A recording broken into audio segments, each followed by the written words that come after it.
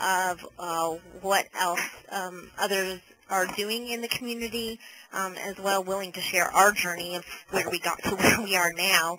I'm very interested in anyone that's doing place-based tracking or specific community neighborhood tracking. I mean, I saw what Pierce County is doing, and we have an entity that actually does the sort of mapping, census type of mapping and that sort of thing, and we do internal GIS mapping for our specific programs and strategies, but really looking at United Ways that are doing some of that specific community neighborhood tracking is of interest to us, as well as just, how they're communicating the results back to the community. That's also an interest to us at this point, and learning some of those best practices that are out there. Okay. Anybody like to comment or answer Mary Beth on the points that she just mentioned? Hi, yes, this is Peggy Campbell. I'm from the United Way of the Greater Lehigh Valley in Pennsylvania. Great. Can I just had a question about whether you have any community volunteers on those COP teams that you just mentioned?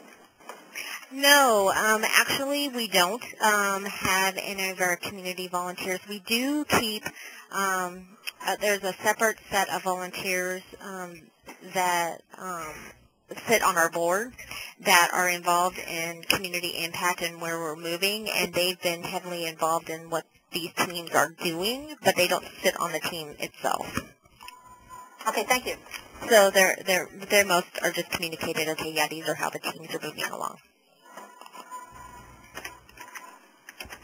Great. Does anybody else have a comment or question for Mary Beth? Okay, I do have a question here from Nancy Stoll, and I believe that this question may have been directed to you, Pam, earlier. That she's asking, how do you match the outcomes reported by your funded partners with this data?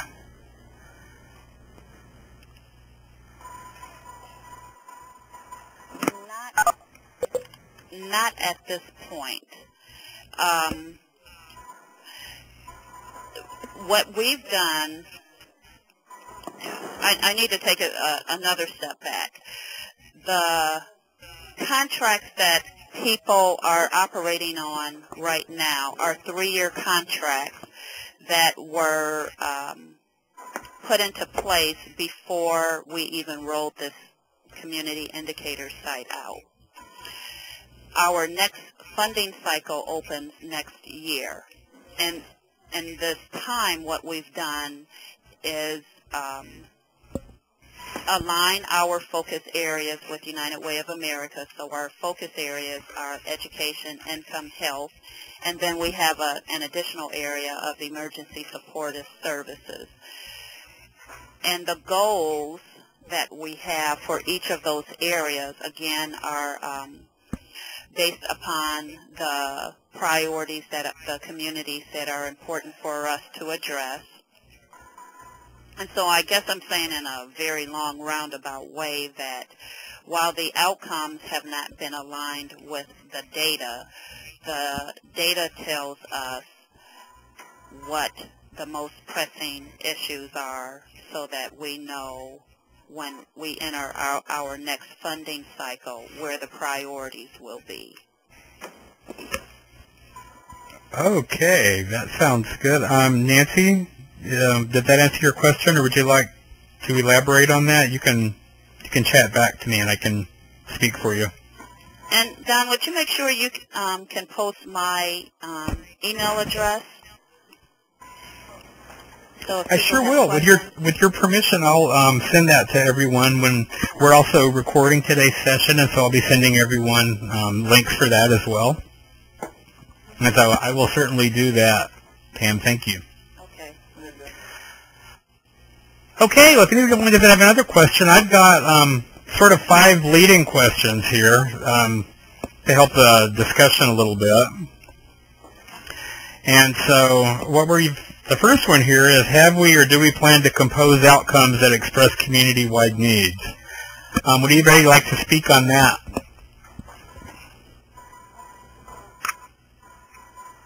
Would you state that again?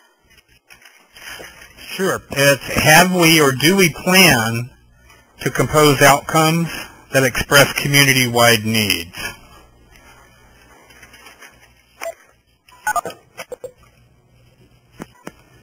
I could. Go ahead. This is Mary Beth again, just from Phoenix. We have actually, have done that portion of it as far as composing outcomes, and working on them as we go to make sure that the measurements for those outcomes meet those community needs. So, one of them is improving the quality of child care centers through professional development and making sure that we have funding either coming from grants or other sources that will help us move that along. There are several different ones depending on, if it's ensuring children and youth succeed, increasing financial stability, improving the health and safety of communities, or ending hunger and homelessness. There's specific ones to each of those that we have created. Now it's just looking back and making sure that our plans to meet the 2012 goals of specific indicators for those that we can do that.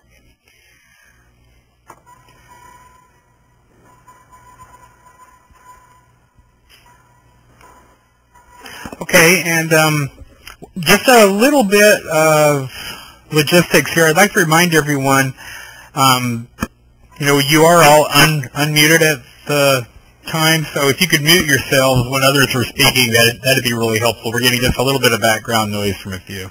How do we mute? Just mute yourself, like with your, if you're on a headset, you should have a mute option there. Okay, I have another question from Rose. Thank you, Rose. And she actually has a comment here. She says that our approach in New York City was to also review local indicators in the area of health, education, and income, had numerous meetings and discussions with individuals from different sectors and local neighborhoods, and these things informed our work. Very good. Thank you, Rose. Does anybody else have a comment on what they've done or a question for anyone? I can make a comment for Stanislaus County. I'm actually from the health department that our United Way partners couldn't attend today, but we are working very closely together. We're interested in what we heard, especially from Pierce County, Tacoma. We did a community health assessment community-wide in 2008 and tried to, share that data widely. And it has more than just, diseases and things. It talks about the economy and education and really fundamental broad determinants of health. So United Way was really interested in that, and they've used it to help choose